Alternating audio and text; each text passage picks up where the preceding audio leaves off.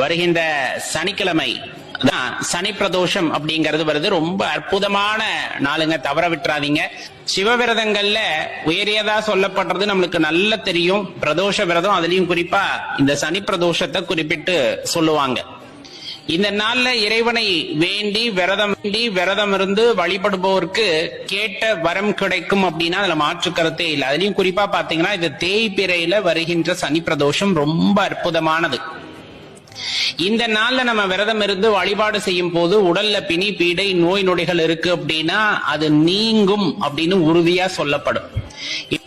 இன்னொன்னு, சனி பகவானுடைய பார்வையினால் ஏற்படக்கூடிய பிரச்சனைகளிலிருந்து விமோசனம் கிடைக்கும் அப்படின்னு சொல்லுவாங்க. ஏன்னா இப்ப குறிப்பிட்டு சில ராசிகளுக்கு பாத்தீங்க அப்படின்னா சனி பகவானுடைய உக்ரமான பார்வையில் ரொம்ப கஷ்டப்பட்டு இருப்பாங்க. அவங்க எல்லாமே இந்த சனி பிரதோஷத்தன்னைக்கு சிவபெருமானுடைய ஆலயத்திற்கு சென்று சிவபெருமானை வழிபடும் பொழுது அந்த தாக்கங்களிலிருந்து படிப்படியாக நம்மை பாதுகாத்துக் கொள்ளலாம் அப்படிங்கறத தெரிஞ்சுக்கணும்.